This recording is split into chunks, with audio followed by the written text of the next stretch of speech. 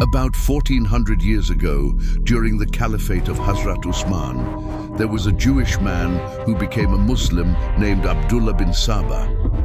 When Abdullah bin Saba converted to Islam, he noticed there was a person in Islam whose power was so great that even the fiercest Arab warriors had bowed down. Immense knowledge has been bestowed upon us.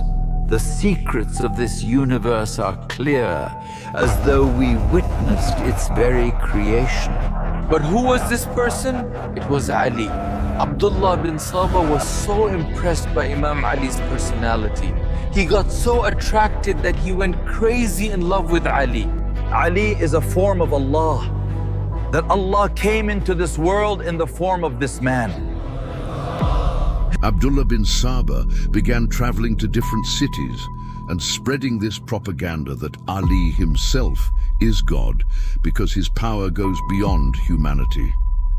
When Imam Ali, peace be upon him, found out that Abdullah bin Saba was calling him God, he gave a sermon and said, "I am just a servant of Allah. Fear Allah and don't fall into this mischief."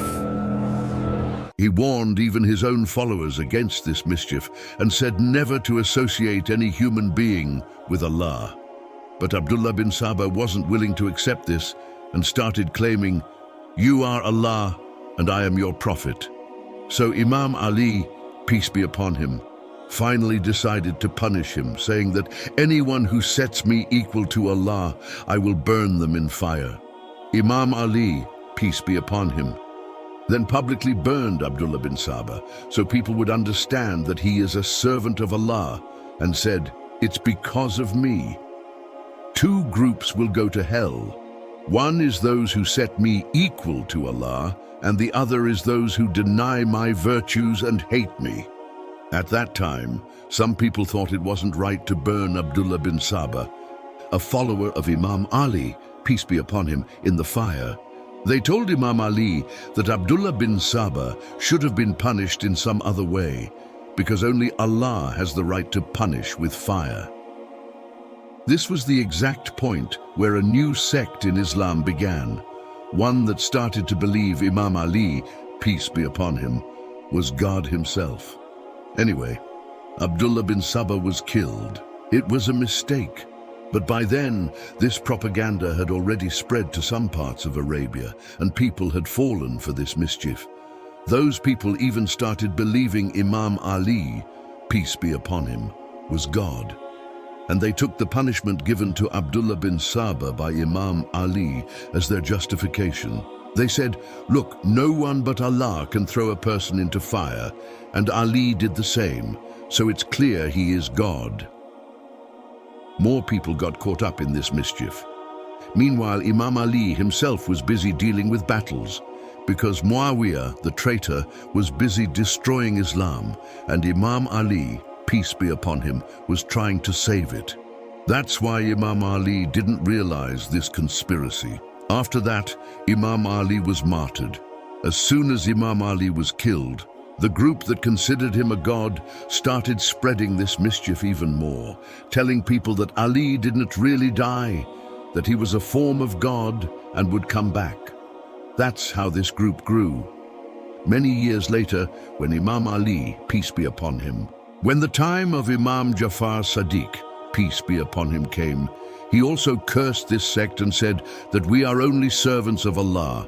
May Allah curse those who put us on the same level as him. And that's how this sect started to grow. By then, many people from Iran, Iraq, and other places had already joined this group. This misguidance continued for centuries. And even today, this sect exists under different names in Iran, Iraq, Syria, and Turkey. These groups are known as Nusayris, Yarsanis, and Ali Ilahis. But the majority, Shia themselves, call these sects misguided. The person from whom this sect originated, Abdullah bin Saba, was actually a Jew. He adopted this idea from Christians because it's very common among them. Christians considered Prophet Jesus, peace be upon him, the Son of God, and nowadays some even see him as God himself. For this reason, Abdullah bin Saba also made Imam Ali, peace be upon him, into God. But in Islam, this is clearly shirk, associating partners with God, and it's unforgivable. Besides, many historians also say that Abdullah bin Saba, he wanted to create chaos in Islam. That's why this rejected liar spread this propaganda. But despite all that, even today, Shia people say, Ya Ali Madad. But why Ali? Why don't people say, Ya Muhammad Madad? The reason is that Allah made Ali's personality so attractive that Satan took advantage of it to lead people towards disbelief. About 1400 years ago, when Allah was about to send the first revelation to his prophet, peace be upon him, Allah already knew that Ali would be a mercy for all of humanity. It was meant to be. Allah didn't want the prophet, peace be upon him, to fight battles himself and kill people, because if he had done that, people all over the world would have criticized his character. That's why Allah sent a lion, a great warrior named Ali ibn Abi Talib, to protect the prophet, peace be upon him. A noble woman named Sayyida Fatima bint Asad, who was in the final days of her pregnancy, came to the Kaaba. Sayyida Fatima bint Asad was a righteous woman. She came to the Kaaba and gave birth to a great son.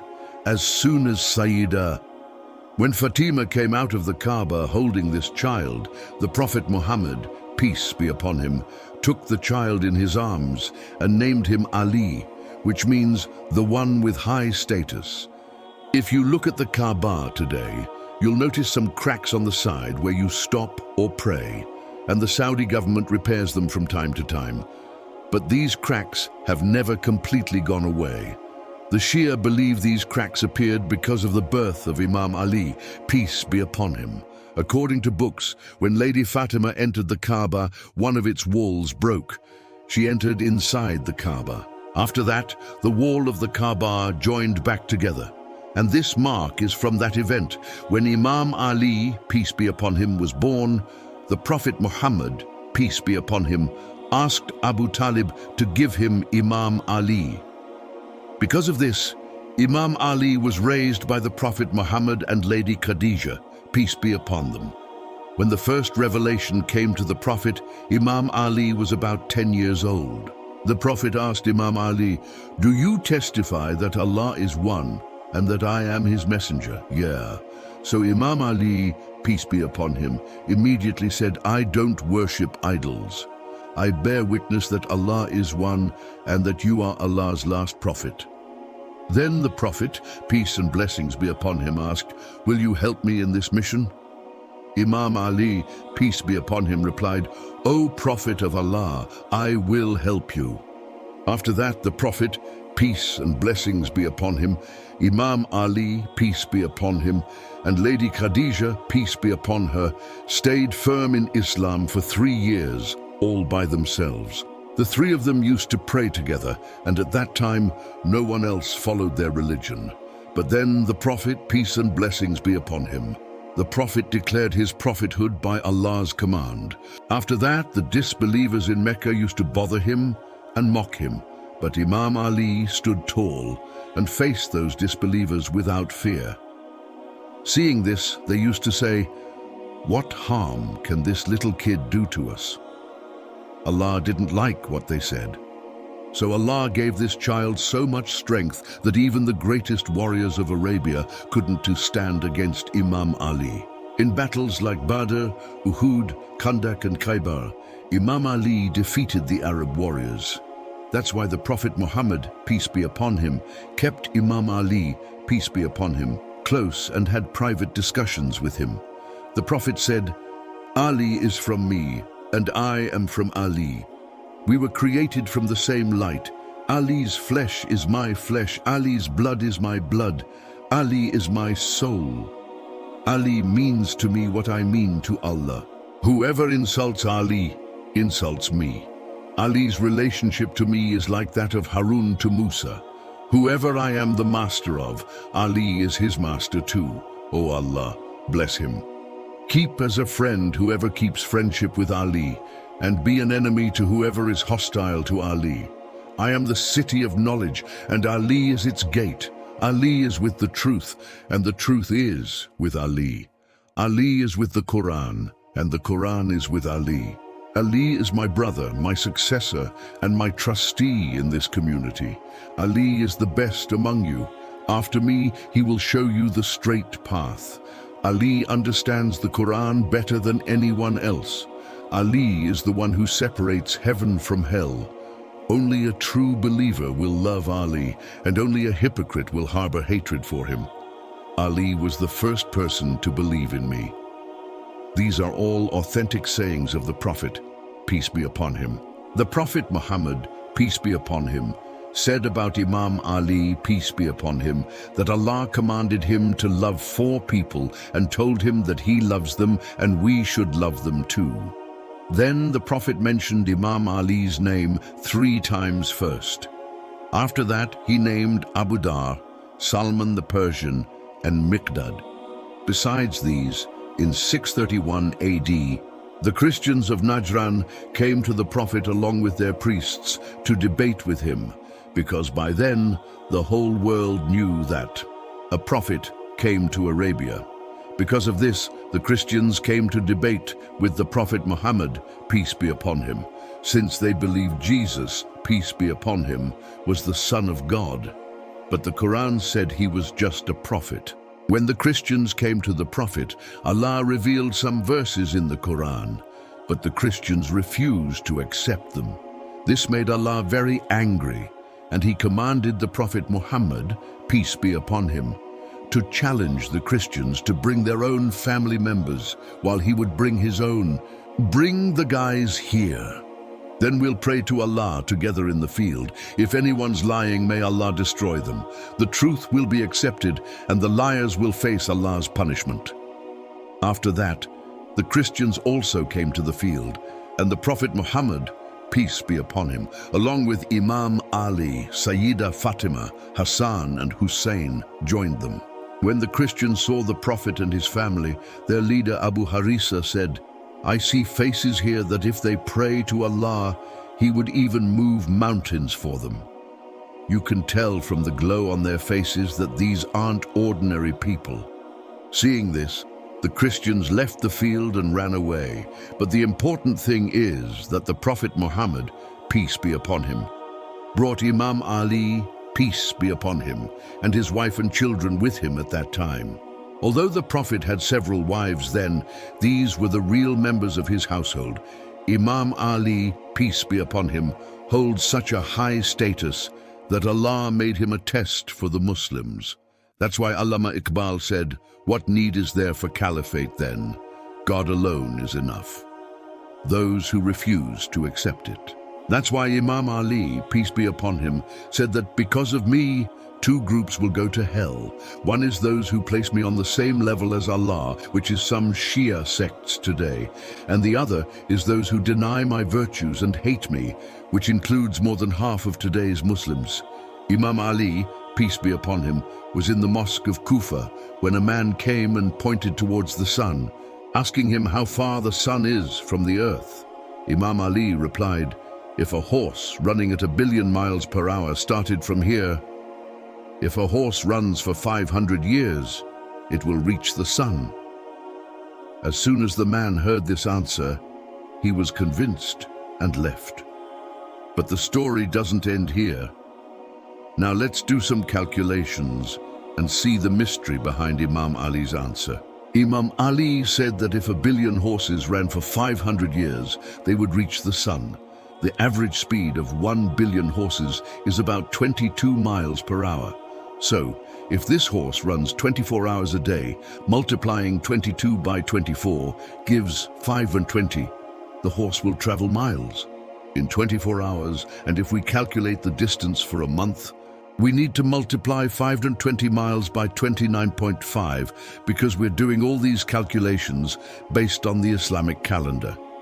So, if we assume 6 months have 29 days and 6 months have 30 days, and multiply 520 by 29.5, 186,000 miles is the distance a horse would cover in a year.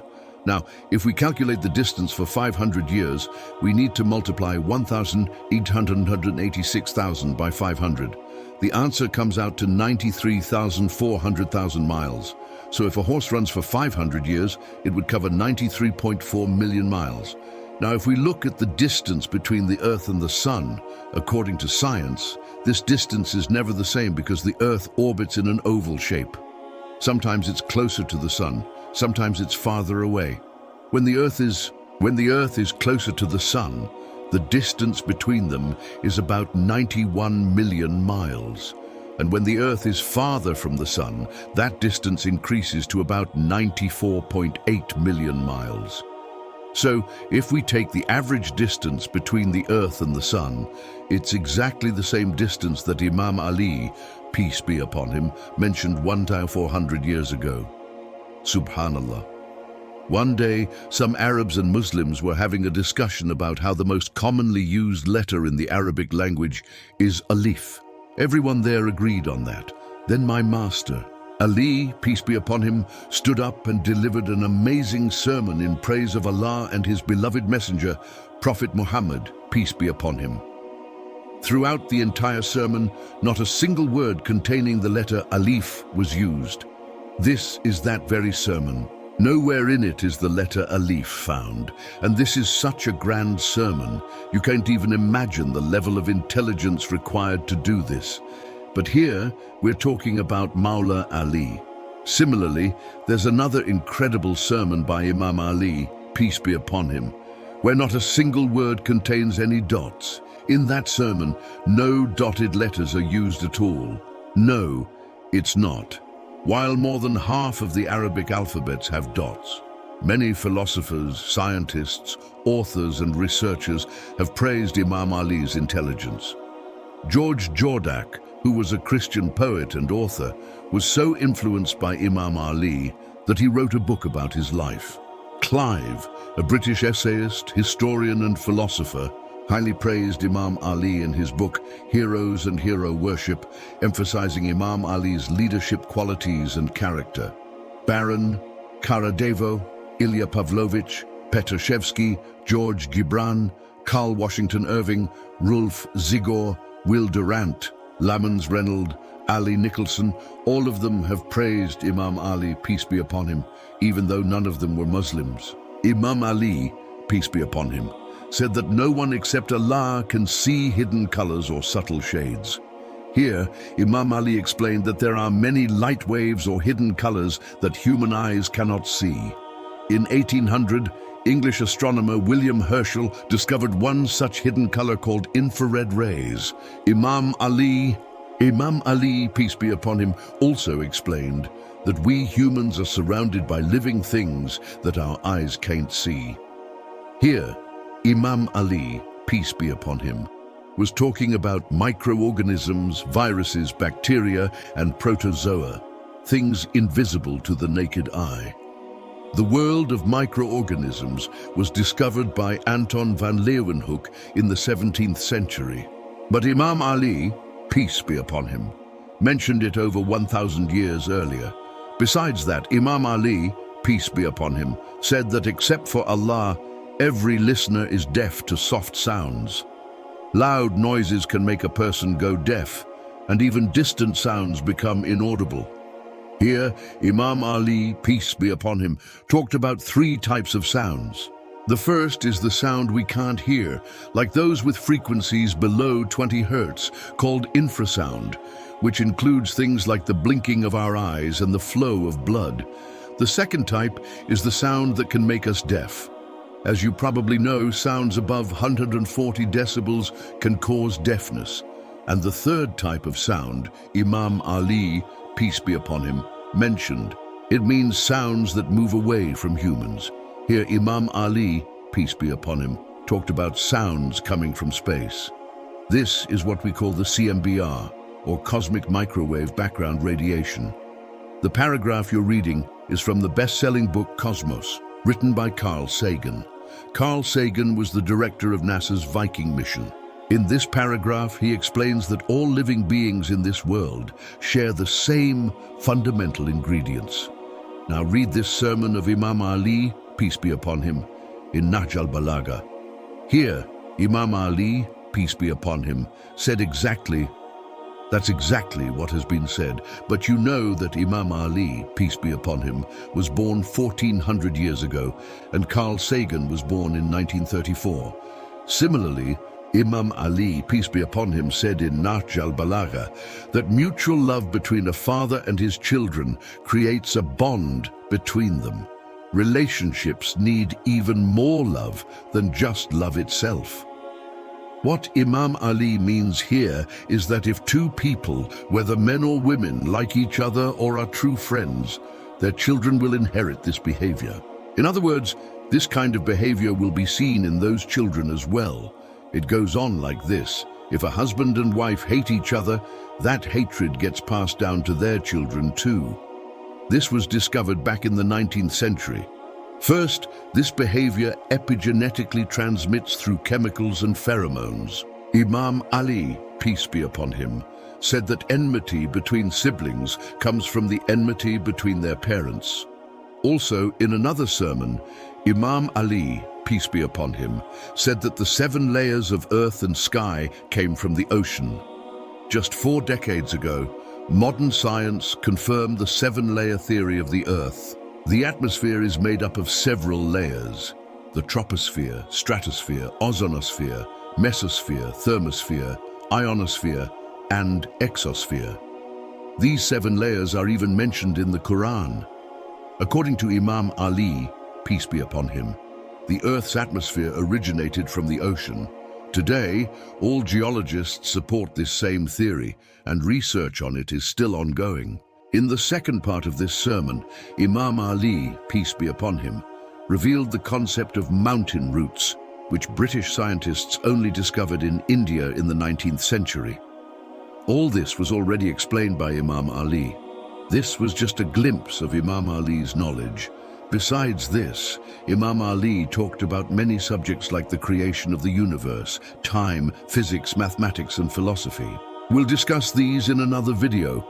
If we start talking about Imam Ali's knowledge, it would take hours of videos. During Imam Ali's time, whenever the companions faced any issue, they would always ask him. Many people tried to challenge Imam Ali's knowledge with tough questions, but they were always the ones who lost. Imam Ali al-Hussein said, "There's immense knowledge hidden in my chest. I wish someone would come along to receive it." Just imagine the incredible knowledge Maula Ali, peace be upon him, must have had.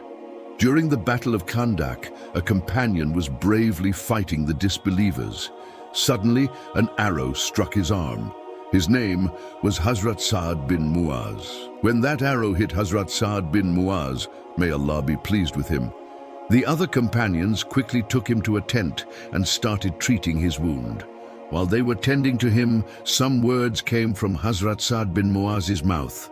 Listen, these were the words, "O Allah, if the Prophet, peace be upon him, is now safe from Banu Qurayza, then take my life right now." And this prayer was accepted immediately. Suddenly blood started flowing from his wounds. After that, Hazrat Sa'd bin Muaz, may Allah be pleased with him, became a martyr. Then the companions began digging his grave. But even before he was buried, a fragrance started coming from his grave. The Prophet, peace be upon him, said that 70,000 angels came to see Sa'd, and Allah's throne trembled at Sa'd's death. Think about it. The death of one companion shook Allah's throne, the very throne that maintains the balance of the entire universe. Can you even imagine the status of that companion? Now consider this. If all that happened when Hazrat Sa'd bin Muaz passed away, then what must have happened when the person whom the Prophet Muhammad, peace be upon him, said, "He is from me and I am from him," and whom the Prophet loved the most and whom Allah also loved, what happened at his death? You can't even begin to imagine. But who was that person? Imam Ali, peace be upon him. In 661 AD, when Imam Ali Imam Ali, peace be upon him, started changing his sermons. He began warning people about the times to come. Listening to his words, it felt like these were going to be his last sermons. Imam Ali said, "O people, ask me whatever you want to ask before you lose me. I swear by Allah, I have knowledge of both the past and the future. I know the paths of the heavens better than the earth. You all haven't valued my knowledge. There's such knowledge hidden in my heart that if I reveal it to you, you would all tremble. I wish I could safeguard this knowledge. If only someone had come." People started getting worried hearing this themselves, wondering why Imam Ali, peace be upon him, suddenly began saying such things. But then, on the night of the 19th of Ramadan, Imam Ali, peace be upon him, got up for the Fajr prayer and said, "This is the very night the Prophet, peace be upon him, promised me." After that, Imam Ali, peace be upon him, left his house and headed towards the mosque. As soon as he entered the mosque, he said, "I see my killer. He's waiting for me." Then Imam Ali, peace be upon him, began the prayer.